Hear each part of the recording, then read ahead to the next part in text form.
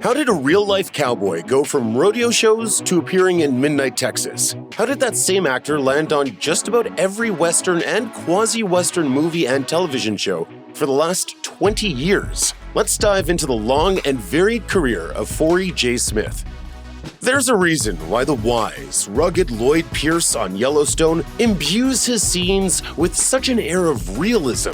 As it turns out, the actor behind the longtime Dutton employee Forrie J. Smith is a real-life cowboy with decades of experience under his large buckled belt. That experience served him well as both a stuntman and an actor, and throughout his decades-long career in show business, Smith has been back in the saddle more times than one could count. This, perhaps, is why the charismatic and occasionally mysterious Lloyd Pierce looks so familiar to viewers. Beginning in the late 1980s, the actor found himself starring in several television movies, TV series, and films, and in each one managed to prove that, as a performer, he was no one-trick pony.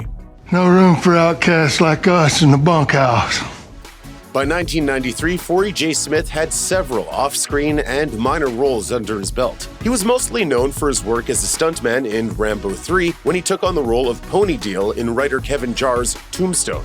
The film told the story of gunslingers and occasional lawman Wyatt Earp and Doc Holliday's involvement in the infamous 1881 shootout at the OK Corral in Tombstone, Arizona. The movie's cast was stacked with A-listers, but even among the superstars, Smith managed to make an impression with future casting directors, at least. Though Smith's role in the film was as a non-speaking ensemble member of the criminal Clanton gang, the film's success helped the experienced stuntman showcase his stage skills.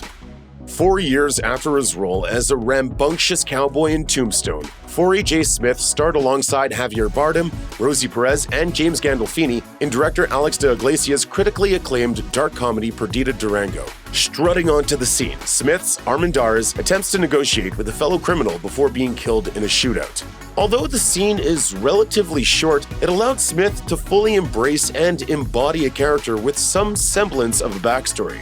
The film's cult status helped the already prolific and in-demand additional crew cowboy flex his acting chops. The year prior, Smith had starred in a short scene in the made-for-TV movie Ruby, Jean, and Joe, wherein he delivered a few drunken lines at a birthday party before getting punched in the face by Tom Selleck. Still, it was hardly as big an on-screen moment for the actor as his shootout in Perdita Durango.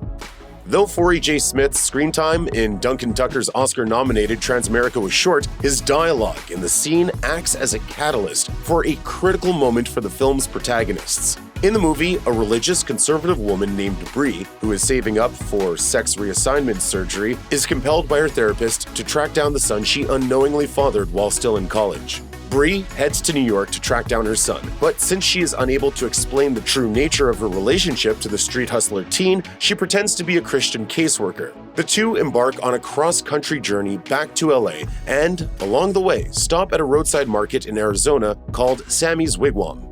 Smith plays Sammy, who assumes the angsty teen is the woman's child, and when Toby swears at Bree, Smith's character chastises him. You watch your mouth around your mother. She is not my mother. She's not anyone's mother. She's not even a real woman. It's an important moment in developing the character's relationship and vindicates Bree's fears and her motivations for lying to Toby, while illustrating that the two very much already come off as a parent and child. Smith's success following his role in Transamerica is proof that sometimes it's more about quality than quantity when it comes to screen time. By 2017, Forrie J. Smith had established himself as the man to call when casting directors were looking for a real-life wrangler and horseman who also knew how to deliver a line. In 2013, he provided his animal wrangler skills to the crew of Two Guns. In 2016, he worked with future Yellowstone creator Taylor Sheridan as an animal wrangler on the Oscar-nominated Hell or High Water. While one would be hard-pressed to recognize Smith in either film, he had a more visible role in the Breaking Bad spin-off Better Call Saul.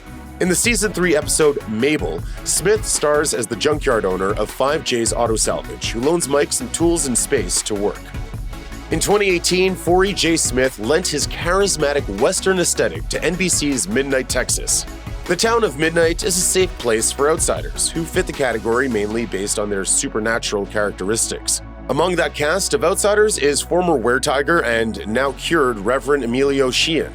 In the episode To Witch Hell and Back, Viewers learn the origin of Sheehan's identity and watch as he struggles to come to terms with his past. Smith appears in the flashback as the real Reverend Emilio Sheehan, a priest and cowboy who was killed by the transformed weretiger years ago. When the weretiger transformed into his human self again, he took on the priest's identity, racked with guilt and determined to atone. Smith's real-life experience clearly helps him get across the rugged realism of the characters he plays. That seems to be true whether he's being attacked by a weretiger or doing the Dutton's dirty work on Yellowstone. Check out one of our newest videos right here. Plus, even more Looper videos about your favorite actors are coming soon. Subscribe to our YouTube channel and hit the bell so you don't miss a single one.